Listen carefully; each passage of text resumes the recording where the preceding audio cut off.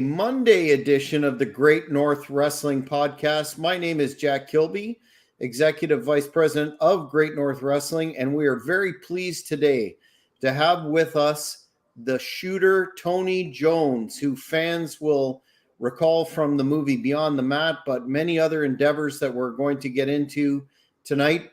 Tony, thanks for coming and appearing, and how are you, sir? I'm doing good. Thank you for having me. Well, we appreciate your time. I wanted to get into some of the other aspects of your career that fans may or may not be aware of before we get into your experience with the movie. As you're aware, we had Michael Modest on the Great North Wrestling Podcast recently and provided a lot of insights. Do you still stay in touch with Michael, or do you have any plans moving forward with Michael? Yeah, it's actually funny you brought that up. I just spoke with Mike last week. We're going to be getting together this weekend, which is the first time we've gotten together probably in about 2 or 3 years. Our schedules just don't really allow us much time to get together. Plus, I think he's about 4 hours away. So I'm going to be going up to see him this weekend. So I'm actually looking forward to it. It's the first time we've got a chance to hang out in some time. So yeah, we're good friends. So yeah, we stay in touch. But yeah, this will be the first time we've gotten together in a while. Oh, that's awesome. He did mention that you were a good friend of his, and if the fans haven't seen that video yet on the Hannibal TV, encourage them to check it out in concert with this one. But before we get into the specifics of your career, growing up, what promotion or promotions did you follow that made you a fan of the business, or did you have a different route? No, I'm going to just kind of jerk my chair up here a little bit. It keeps sliding down on me. So you might see me do that a little bit through this podcast. All good, man. Yeah, so I was actually a big fan of the AWA, Vern Gagne and Roy Shire's promotion. I think it was Roy Shire before Vern Gagne. Roy Shire was a little bit before my time, but Vern was the promoter when I used to go with my parents. And some of my earliest, best memories as a kid was going to the Cow House with my parents. So we used to go watch the AWA, and I remember, Nick Bockwinkel and, the earlier time, Ray Stevens, Pat Patterson, guys like that. So, and I grew up watching Georgia Championship Wrestling and early WWF, just like most of the guys. I went through the Hulk Hogan boom, where everybody went to WWF and WWF took off running. I've been a fan my whole life. Excellent. Was there I know you mentioned Bockwinkel, Stevens, and Hogan during that era, but can you delineate that down to a particular performer that you took inspiration from and emulated, so to speak, during your career? This is going to sound funny, but I never really liked guys who had my style. I wasn't a real big fan of like Dr. Death Steve Williams or Gary Albright or, some of these amateur guys, even though I'm an amateur guy, because growing up, I wasn't amateur yet, right? I later turned into an amateur wrestler. But when I was a little kid, I liked Hulk Hogan. I liked Ric Flair, the Von Erichs, guys like that, Ricky Steamboat, and guys you always hear everybody liking, right? Roddy Piper. Guys like that. So I didn't like Brad Rangans, I didn't like, Dr. Death Steve Williams. I didn't like, I liked Buzz Sawyer, who I later found out was a real good amateur wrestler. But, I just kind of thought the amateur style was a little boring out there, unless you're throwing real big suplexes. Right. So, that's pretty much the guys. I didn't really take after any particular wrestler when I developed my style. Fair enough. So can you recall a moment or a time when the factors came together that made you decide to pursue pro wrestling as a career? I was working at a video store when I was wrestling at San Francisco State, and the guy used to come in all the time, and I'd play WWF videotapes on the screen, because we're supposed to promote movies for the public to want to rent, and I would always show wrestling. And this guy would come in every now and then. He'd watch wrestling with me for a little while. And when I finished wrestling at San Francisco State, he told me if I was interested in being a pro wrestler. And I said, well, I've never ever thought about it. And he said, oh, because I can introduce you to this guy who later became Roland Alexander. And he actually put me in touch with Roland, and that's how I got started with APW. So it was a friend of mine through my job at a video store. Oh, wow. Very Russo-esque almost. Oh, yeah. So you touched on the fact that you had a very successful amateur wrestling career. And in fact, I read during research for the interview that you were in some tournaments with Kurt Angle. Do you have any standout moments that you recall from that time period? Really what happened with Kurt, Kurt Angle and I wrestled during the same years in college, and Kurt was a real stud in college because he was a 90-pounder who went up to heavyweight, and this is when he wrestled for Clarion. And what we had in common was there was a guy named John Llewellyn who beat Kurt for nationals, and I lost to John Llewellyn as well in Las Vegas. So when I saw Kurt backstage in WWE, we kind of had a laugh over the fact that, you know, we lost to the same guy. And I think what was funny to me, what Kurt said about it was that Kurt had beat the guy like 6 times that year, you know, in different tournaments and dual meets. And then when it came down to nationals, he beat Kurt. So you had a quite an athletic background going into the pro wrestling business, and you started training, and I hope I'm correct, but my research indicates that you trained under Michael Modest. Is that correct? Somewhat. If I really give credit to somebody who trained me, I think I'd give it to Matt Hyson, Spike Dudley. Like, yeah, Spike Dudley. When I joined APW, he was the guy who was training me. Now, Mike was already doing matches, and Mike was a trainer, but I want to say Mike was doing more like semi-pro stuff because we had it broken into like divisions, right? There was like a beginner's class, and then there was the semi-pro class, and then you had the pro class, right? And I think Mike was doing more like semi-pro, pro, and Matt Hyson was doing the beginners. So all my learning how to bump, chain wrestling, fundamentals, that all came through Matt Hyson. I'm glad it did because Matt was very solid. You know, you guys didn't get a chance to see all that when he was in ECW because they just kept throwing him into the crowd. But I mean, he can work. Yeah. Well, very memorable matches against Mike Awesome and others, to say the least. So your training experience kind of was at the cusp of moving from the old school experience to more modern techniques. Did you find it to be as physically and emotionally taxing or mentally taxing as a lot of guys talk about from your era? You know, me personally, I never found pro wrestling to be that hard. I felt like the hardest stuff I ever did was amateur wrestling. I remember a lot of the guys just throwing up when we were going through training, guys throwing up, guys couldn't last, guys quitting. And I just, you know, you guys would have never did anything in, you know, San Francisco State, you know. So I don't recall it really, nothing really being that taxing. I mean, I went into it expecting for the bumps to hurt. Right.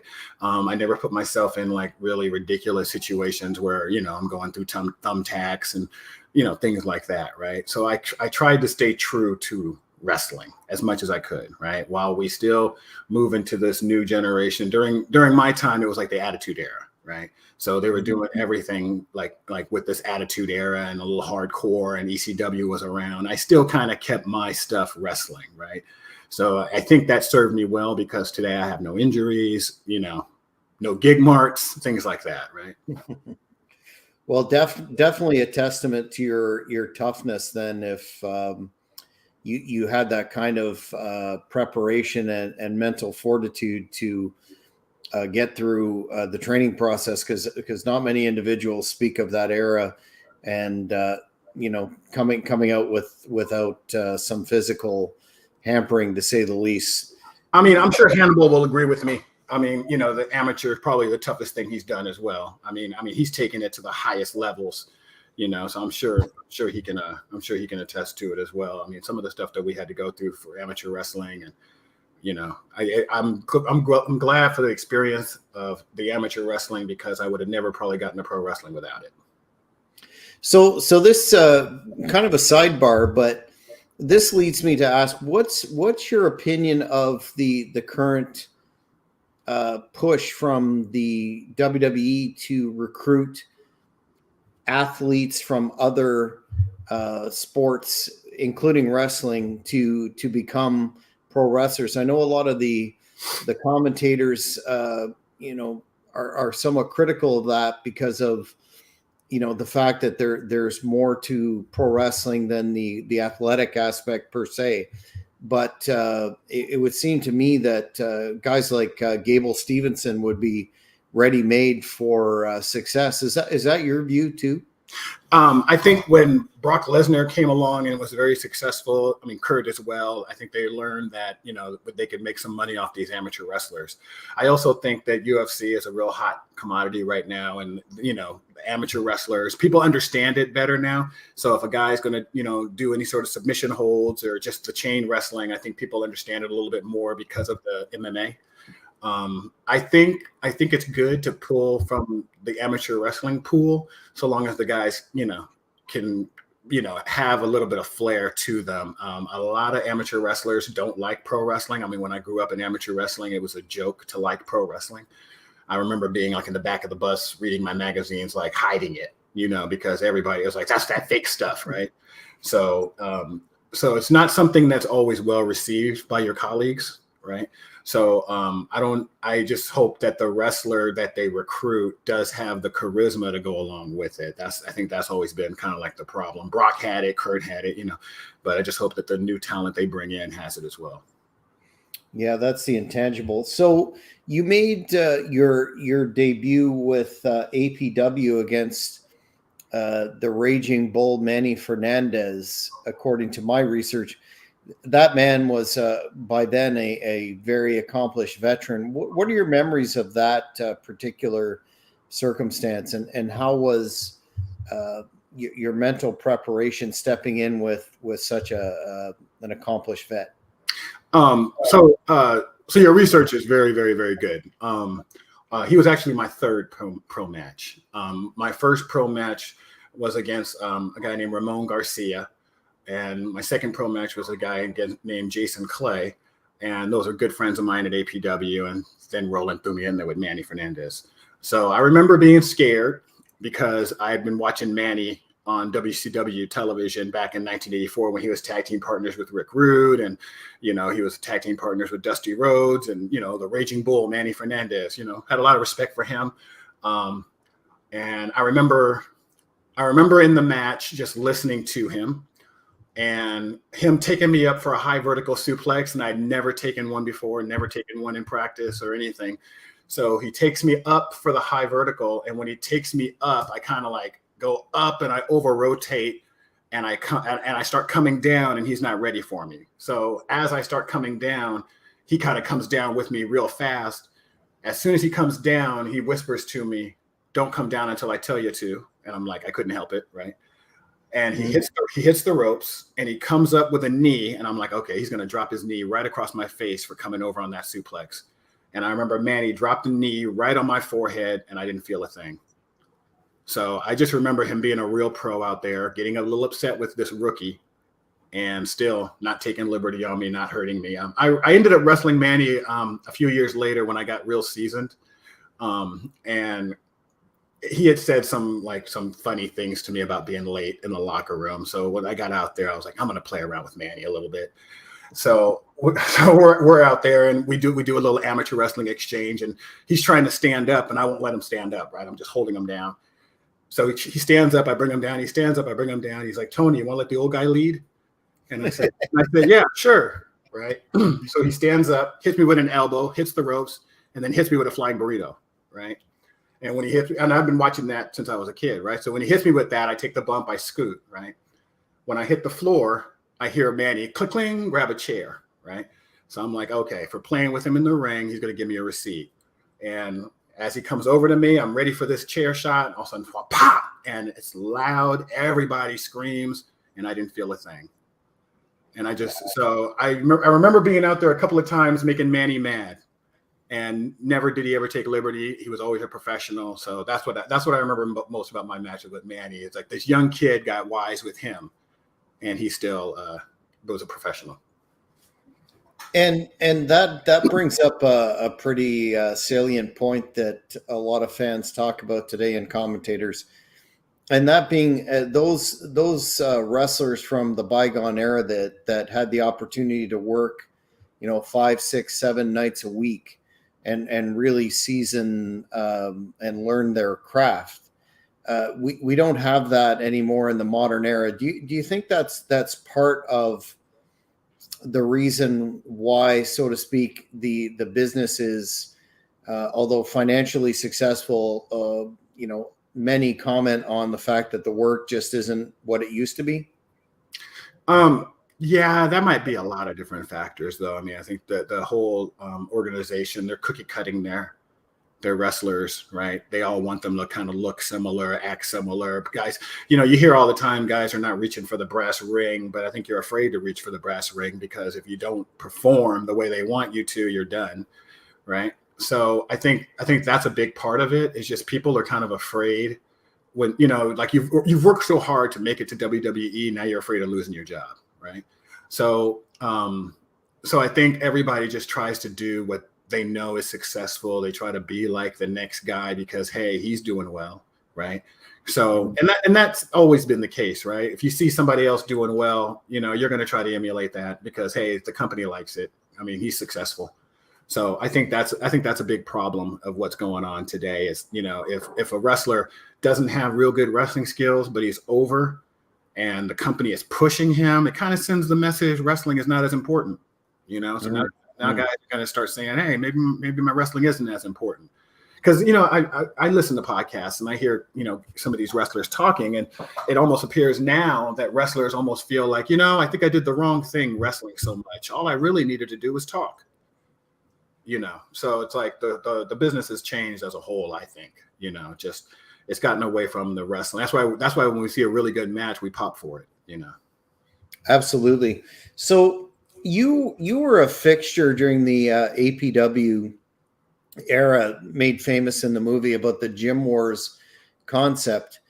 Do you have any recollections as to how that came together under, and we'll talk about Roland Alexander, of course, but any standout moments as to the development of that as a fixture in the indie scene in California? I just remember Roland telling, because when Beyond the Mat came around, Mike and a few of the other guys had done a expose, Secrets of Pro Wrestling special that wasn't received too well in the business, right? People from the business kind of felt like, you're like the title says, you're exposing the business, right? So it kind of had like a bad rep associated with it. So when Barry came along, we really didn't know what to think, right? We were like, okay, is this going to be like another expose like that? Is he going to just kind of pull back the curtain and make wrestlers look stupid? So we really didn't know how to handle it. I do remember Barry coming up to me telling me that he did want to do a piece on me. He said he wanted to do a piece on me. He wanted to do a piece on Mike Modest. And we had another guy that he was also interested in. His name was Gigolo Steve Rosano. So Steve had a falling out with Roland and ended up working for XPW. And I know he's kicking himself for that because he missed out on Beyond the Mat. And I was there when Barry had told me that, he wanted Steve as well. So he put Steve on the back burner and basically focused on myself, Modest, and Matt Heisen, which a lot of people didn't know this. Matt Heisen was going to be the third guy, but by the time Barry had come back to do the shooting, Matt had already left to go to ECW. Mm-hmm. Yeah, but Matt was going to be one of the guys also that he focused on because he thought it was interesting how Matt was so small, in a business with giants, that whole thing, So you talked about the personality that, or touched on the personality that was the late Roland Alexander and his, his really capturing moment in Beyond the Mat as a personality. Modest, when we interviewed him, said that, that really didn't capture who he was as a person. It was rather stereotypical portrayal as, a sleazy promoter. What were your experiences dealing with Mr. Alexander? We had a love hate relationship. I mean, just like anybody else. I mean, and that's the honest to God truth. I'm not going to sit here and lie and say, oh yeah, no, we were great and Roland was the greatest guy in the world. No, Roland did make people mad. Roland did do things that, sometimes came off selfish, right? But when we look at the big picture, right, in the greater scheme of things, right, he provided the platform for all of us to do what we could do in this business, right? If it wasn't for Roland, if it wasn't for APW, I would have never been in Beyond the Mat. I probably would have never, got into pro wrestling, right? So I heard Mike's comments on that, and I agree with him.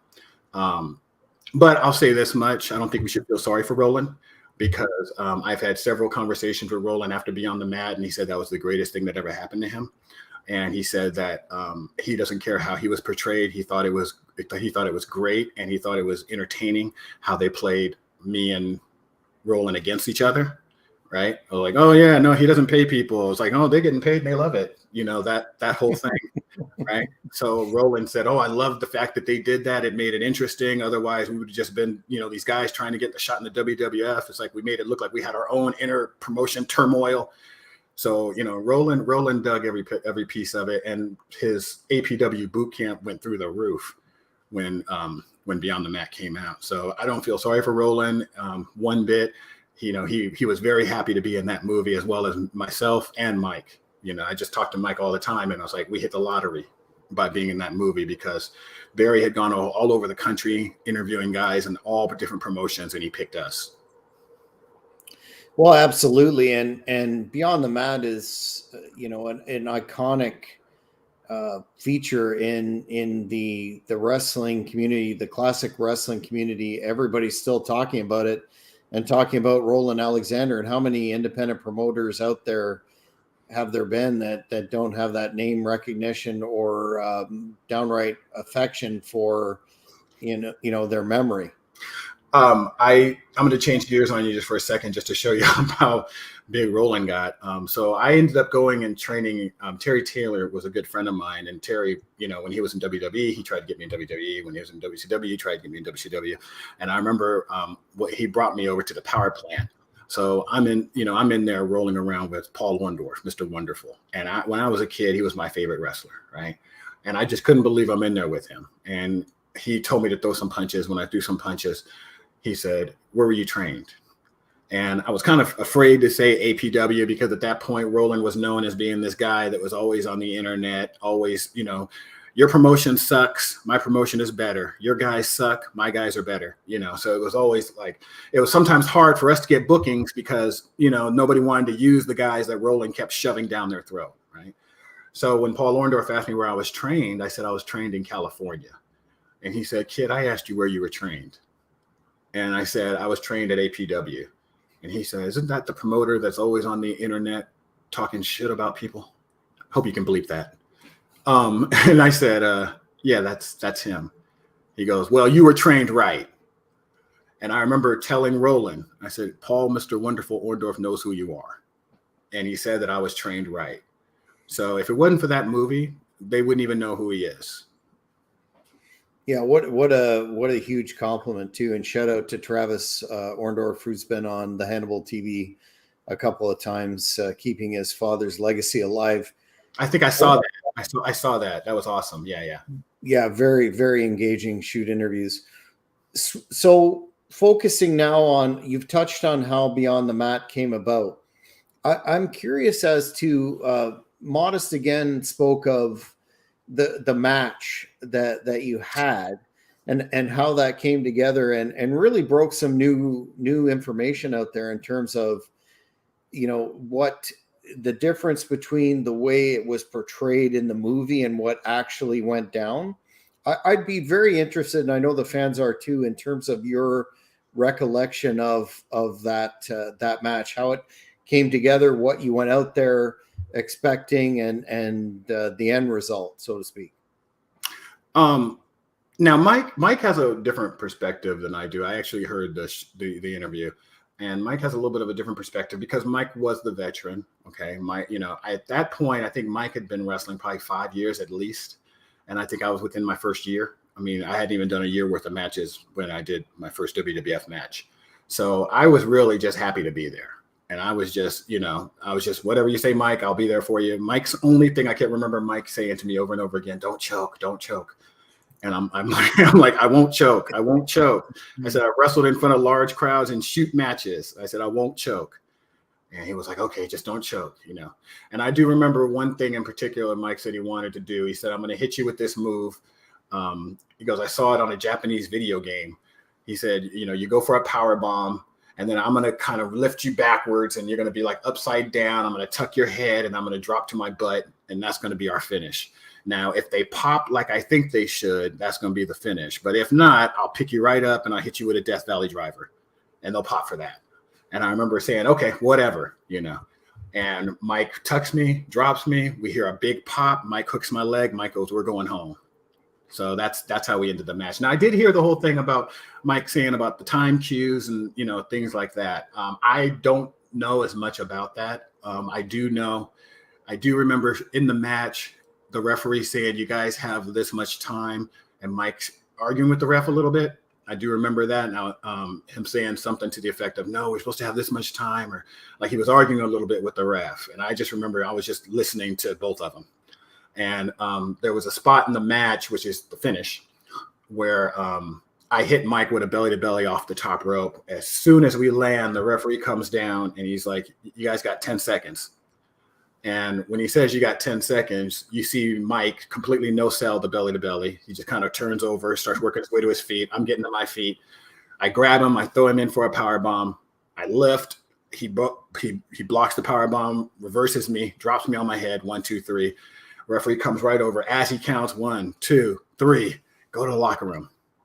And then we just rolled out of the ring. So that's how I remember it. I remember it being one of the greatest moments of my life, and us walking back into the locker room and everybody just telling us how great it was. Jim Cornette, Bruce Pritchard. Bruce Pritchard was a little upset. I saw him talking to Mike, but I just kind of walked right past it. I saw the moment a little different than Mike did. I was just happy to be there, and I just kind of listened to everybody, and it was a great experience. Fair enough. What was the a lot of fans still remember the scene in the movie where Jim Ross, who I believe was head of talent relations, talking to you at the end, saying that if you do this or that, you'd be in the hunt, and it generally seemed that there were possibilities in the future. What was the backstage environment like during that iconic period, and how did you leave that tryout? Was it the same as Mike? Did you have optimism that you were going to get that call and go to developmental or whatever? So the way I see it was, well, I think Mike, as we were leaving, Mike's attitude was a little different because Mike had been doing this for 5 years. He had already had a match before, right? So I'm only within my first year. I'm just so happy to be here, and I can't believe I'm already within my first year and I've already got a WWF match under my belt. So even if they didn't bring me back, I kind of still felt like I lived my dream. I wrestled in the WWF, right? So everybody has a different perspective on different things, right? So that's how I saw it. Is I just lived my dream. If I get more, that's even better, right? So when we were getting ready to leave, I'll tell you exactly what what Jim Ross said. He told me to get bigger. So he told me to fill out your chest, fill out your shoulders, change your singlet, get something a little bit more flattering. And I took his advice. I went and I got about 35 pounds heavier, changed my uniform. I reached out to Rob Van Dam. I'm going to give him a plug. I reached out to Rob Van Dam. I ran into him a few times after this, and I was like, when I was a beginner, I was looking for the right kind of singlet and airbrushing, and he turned me on to the person that makes his singlets and the person that airbrushes. So he was super cool. That was when he was in ECW. I'd met him down at Rick Bassman's organization, UPW. So yeah, Rob was real cool at the beginning of my career. So I did get better uniform, better boots, filled out a lot, came back and did some more matches with WWF. And when I did, I told Jim Ross, I said, do I look better now? And Jim's like, oh yeah, you look much better, kid. So I remember, okay, at least I'm in the hunt now, you know. And I've had a bunch of matches. I think I had about maybe 6 or 7 matches with WWF after that.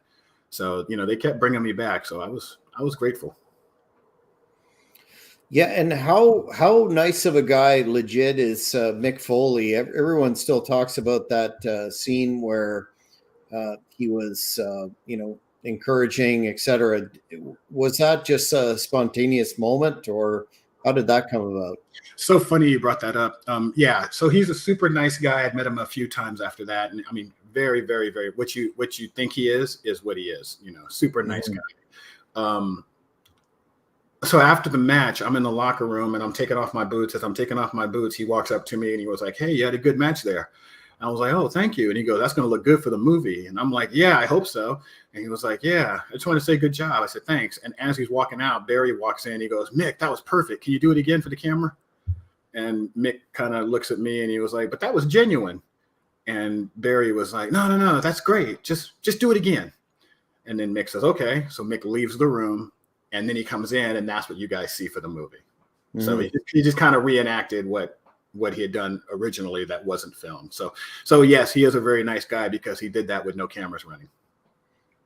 Yeah, big respect to a business that has a lot of sharks, and he definitely comes across as a genuine individual. So he asked Stone Cold Steve Austin how he thought, which never got put out there. I was so upset. He asked Stone Cold Steve Austin how I did. I could barely hear him because he was across the room, but the kid did good. I remember my first time, and you know, total Steve Austin character, and Steve Austin gives his insight. I think Triple H, I remember Triple H saying a few words. Yeah, they were very cool. I mean, they were very supportive. I mean, you know, who are these two young guys, these indie guys coming here, getting all the camera time, right? So I think they kind of watched and paid attention to our match, and I was so happy to hear the feedback. Yeah, definitely part of the reason as good people why they're legends. Yeah. So you had additional matches with the WWF. You did television work, et cetera, but you touched on earlier how you segued to the WCW Power Plant. How did that come about? So Terry Taylor was really trying to get me in there, and he was setting up another tryout, because I had gone to Connecticut before they started doing the Ohio Valley and the Deep South. I think it's Deep South. It was the developmental territories that they had. They had a little training facility in Connecticut, about like 2 or 3 miles away from Titan Towers. So they flew me out there for a 3-day tryout, and I was training with Batista. Batista and Alpha the Wild Samoan's son, Alpha Jr. So it was 3 of us out there, and we trained for like 3 days. And they brought the 2 of them up, right? They brought the 2 of them up, and I remember having great experiences with Batista. You know, he was super nice, very humble, came from the Bay Area like me. We got along really cool. He was very nice. I was happy to see how well he did, and is continuing to do, right? After that happened, Terry said, "Okay, Dr. Tom liked you. We got to go into like next phases and next steps. I'll let you know what's next." And then Terry got fired. So he ended up going to WCW. I waited a few months. Then I reached out to him in WCW and I said, "Is there anything you can do for me here?" He said, "Yeah, I can get you in over here now." So then he set me up some time to come to the power plant, and I spent some time in the power plant. Then he also set up another time for me to go to Vegas and try out in a closed arena, which I've never done before. It's always been in front of a live crowd.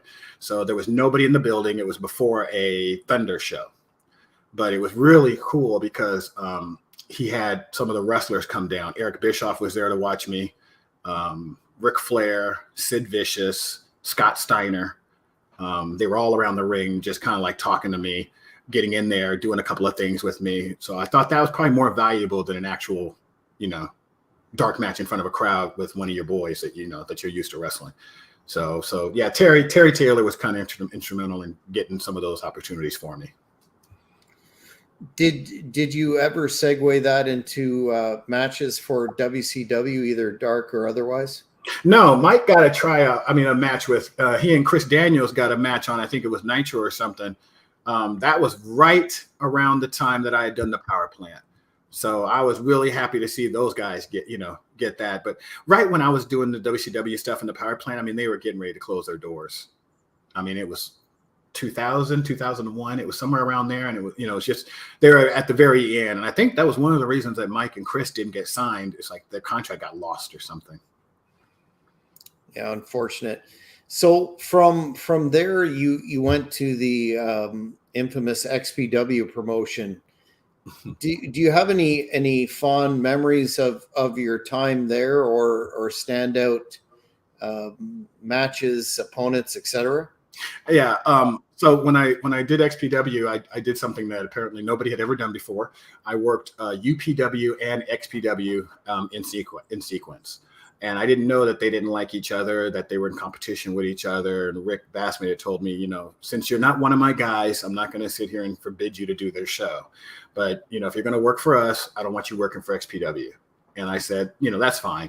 And Rick had more of a traditional wrestling company, right? So I was like, okay, I fit better in UPW than I do XPW. I'm not into the hardcore and everything. So I had told Kevin Kleinrock that before I'd come in, because I'd already done Beyond the Mat, and WWF was already kind of looking at me. And I said, I don't want to come in there, and I don't want to get hurt. I don't want to do anything where, blood is all over the place and things like that. I'm a wrestler. If we can't work within, those parameters, then maybe I just won't work for you guys. And Kevin Kleinrock told me, no, we can use wrestlers. We got enough hardcore and this and this. I said, okay, cool. So I go down there, and it was Rob Black who actually came up to me. I was sitting there with Abdullah Butcher, who insisted that I bleed that night. And I told him I'm not bleeding. And he was like, I want to see you bleed. I said, yeah, brother, I want to see that happening. And he looks over at Rob Black and he goes, this kid won't bleed, Rob. And Rob's like, nah, Tony's a wrestler. He goes, Tony, let me talk to you for a second. And I said, okay. So he takes me aside and he says, so you're going to be doing 3 shows with us. I got you working Tracy Smothers 2 nights. And then I got your boy Pogo the Clown, which was Joe Applebaumer, a guy from APW who I'd been wrestling with. So I was like, okay, that's good. And he said, did I take care of you, Tony? Wrestlers. And I said, yes, thank you, Rob. So, XPW treated me great. I don't have anything bad to say about him. Rob was a real gentleman to me. I was actually in the angle against him. I think it was like Rob Black's Army or something like that. And I did a spot with Lizzie Borden, and, so he brought me in, and I was shot right into the main angle with him. So yeah, I had a great time, at XPW, and time with Tracy Smothers in there. I mean, I remember Sabu coming up to me afterwards saying, oh my God, you had a really good match with Tracy. So yeah, I think that did a lot for my career. That match, a lot of people saw that match. I wanted to ask you, maybe randomly, but you did some work with Vic Grimes. Yeah, you had a program with Vic Grimes, and wanted to know your impressions of working with him, as well as that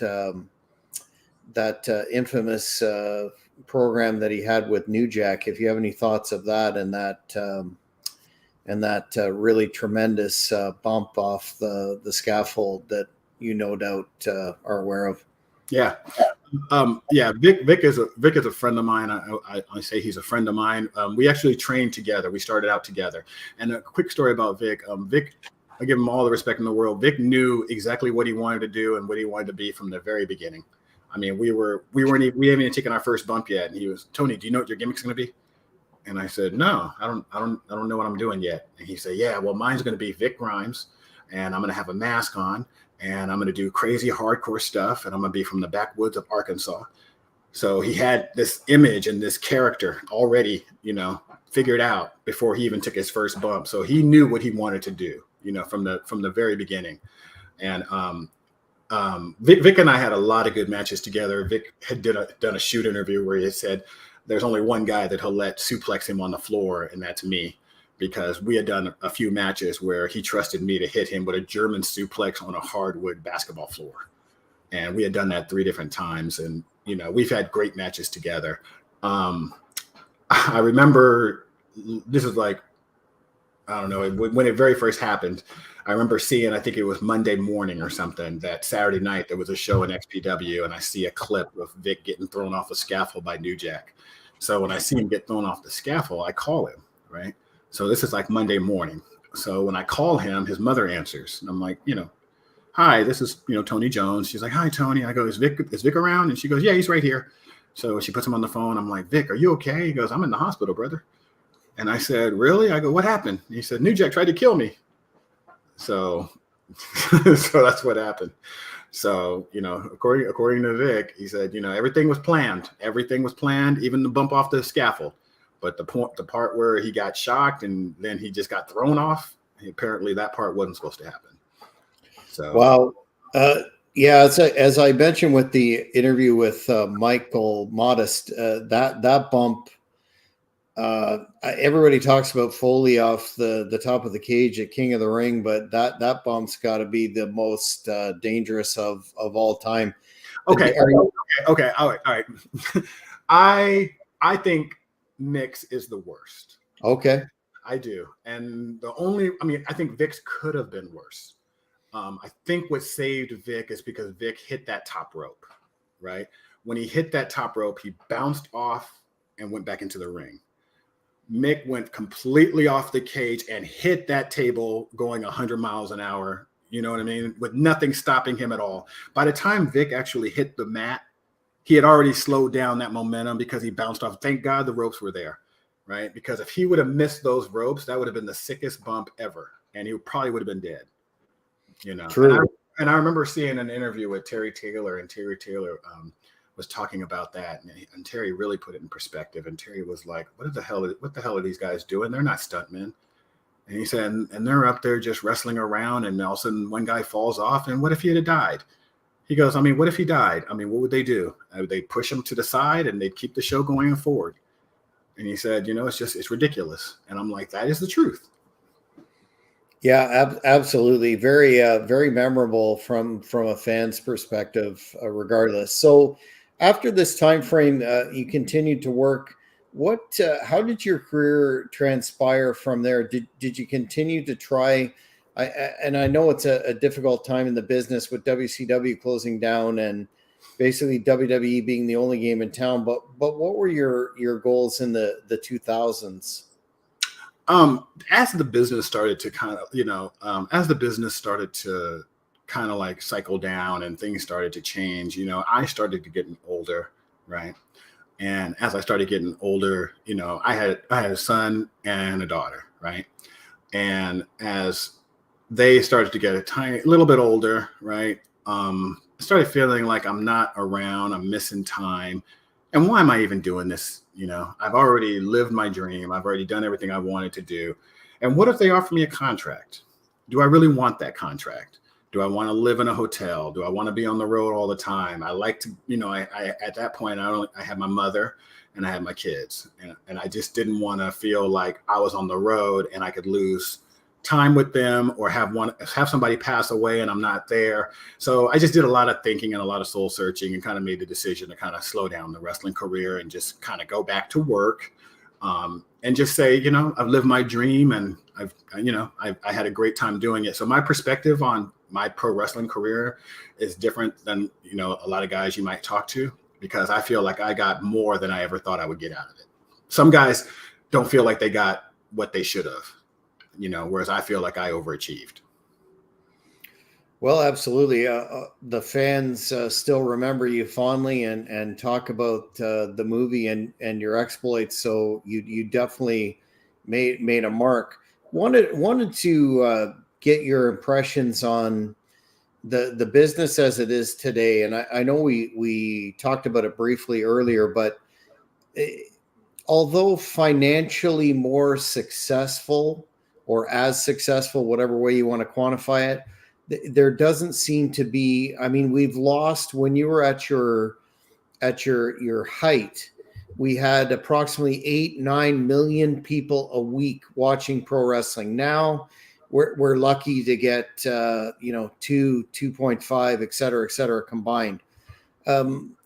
Just wanted to get your impressions on the dichotomy between the financial success of the business and the fact that we have less casual fans and actually less hardcore fans, a lot of lapsed fans such as myself that really don't pay attention to the current product. How do you ever see it reconciling to the point where we appeal to a more mainstream audience again? Yeah, I forgot which wrestler said it, but he said something about old school wrestling fans, like wrestling fans, I guess, like our generation, are watching wrestling out of loyalty, which I thought was like an interesting take on it, right? It's like we probably don't even like the product as much anymore, but we just watch it because it's wrestling and we've been watching it for so long and we're fans of the product that even though we're not big fans of how the product is now, we're still a fan of the overall product. So we end up watching, and that's kind of like what I find myself being, right? I don't care so much. I'm just like all these, disgruntled vets that talk about, oh, back in our day, I do feel like back in the older time, the wrestling was better. I felt like you believed. And when you watch the audience, people aren't laughing, they're not laughing like they're, when a wrestler, when a heel does something, people are laughing, because they know he's acting, But back in the old days, when a heel would do something, people would be shocked, and you'd see the reaction on their faces. It's a different time, and I like the era where we believed, And I do think that it really did change when Vince came out and said it's all sports entertainment, because that's when the sport got bigger. Because now people don't look at these big oaf men fighting each other, being brutal with each other, and this barroom brawl kind of a thing, right? It's controlled, it's choreographed. You're not going to see nothing too crazy because we got it all under control, right? So with people feeling like that now, my kids can watch. Oh, we can all go to the arenas, right? So it's a give and take. So because we do that, we lose the hardcores, right? Who love the wrestling and the violence of it, right? But people like me, I think, have moved over to like MMA, things like that, because I do love MMA. I do love wrestling, but it's different than what I trained to do. It's different than what I want it to be. I want it to be like the guys in the 70s and the 80s. What the guys are today, they're just, like I said, they're just cookie cut type of guys, and a lot of things are done now for shock value. And it's not just pro wrestling. I feel that way about movies. I feel that way about music. It's like things nowadays are done more for like, shock and, trying to get the most hits and trying to be the most outlandish. And, like I was talking to a couple of people who actually told me that they thought the Will Smith, Chris Rock thing was a work, because they're like, hey, and I said, why would that be a work? Who benefits from that? And they said, the award show. Maybe next year they'll tune in more, So that's where we've gotten to, right? You can't even believe anything anymore, right? It's like, oh, when the football player passed out, was that a work? Was it so that now people tune in to watch more football games? You never know what's going to happen. It's like that's how things have gotten, right? Because now everything is done for shock. Everything is done for press, news. So I think that's hurt the wrestling business. But like I said, it's hurt everything. I'll say this much for Vince. Vince does keep up with the times, because whatever seems to be going on, he keeps WWE right in the middle of it. He definitely doesn't seem like he owns an old school product. They seem new wave, upbeat, very, very with the times, and I just have a problem with that. Well, you're not alone, and that's why the Hannibal TV is quite the number one channel in combat sports and pro wrestling in Canada, because of a lot of the fans, craving the nostalgia. But since you brought it up, I want to ask you a side note. I am a co-host on the Old School Shooters podcast, which is a MMA combat sports podcast with the King of Connecticut and the host of the MMA Power Hour, Colin Crandall. Wanted to get your thoughts on the power slap phenomenon and how divisive an enigmatic product that is at this juncture. Okay. I don't like it, but for some reason I find myself watching it. But I watch it and I kind of cringe a little bit. Standing there waiting for a shot just that just doesn't seem right to me. I mean, boxing, MMA, I mean, you bob, you weave, you block, okay? But just standing there with your hands behind your back, biting down on your teeth, give me your best shot, that just seems stupid to me. And when I see Dana White, I feel like we're watching people hurt themselves who don't know any better, and we're getting amusement off of that. I never felt that way about boxing. You can say the same thing about boxing. These guys are pounding each other in the head, and who knows what kind of head trauma they'll have later. But they're warriors, in my opinion, right? And it's like, if you could take some years off their life so that they could be warriors, I bet you they'd say that's an even trade. I'm good with that. If me being a warrior and a 5-time world champion means I die 10 years younger, I'm okay with that. So some people have that, that warrior mentality, and I'm okay with that. Because, you got to, they're warriors. I don't think of the slap fight guys as warriors. I mean, just because you can stand there and take a slap to your face doesn't really impress me at all. So, but I do find myself looking at it. I don't know how long I'll look at it. I think eventually I'm just going to get tired of it. But yeah, I usually like everything the UFC puts out, but not this one. No, you're not alone, and that seems to be the preeminent view of the product. It seems to me to be extraordinarily tone deaf in this age where we're becoming aware of CTE and head trauma. Not boxing and MMA are different in so much as the fact that people can defend themselves, and you're not taking unanswered shots. But we'll see how it goes. Now, let me ask you this. Now, I know UFC and Dana; those guys are smart. I know they've done their research. Now, is it safer taking slaps to the face than it is taking punches to the head? Like if you had to compare the two, is slap fighting safer? Apparently, the brain trauma is, according to the folks that we've interviewed and talked to, it's equivalent. Okay, same thing. Okay. Yeah, when you see the footage of the individual with the face swollen and obviously the broken bones in the side of the head, it's quite disturbing. But yeah, I remember I saw some guy who actually won a championship and his face was like stuck, like in a position, and he's sitting there with this. I don't know I think he had a trophy. It wasn't even like, I don't even think it wasn't a belt, or it was like a trophy. And he was like in this Motel 6 with somebody else with his face completely caved in. And I'm like, okay, that's the winner. Yeah, it's interesting. We interviewed Lights Out Lido, the MMA luminary who's now doing bare knuckle championship fights, and he brought up the dichotomy between the fact that bare knuckle is not legal when you can defend yourself, but this is. So we'll have to see how it goes. The ratings haven't been what they expected, but from what we're reading, the metrics on social media are quite impressive. I just don't know how that's monetized, but.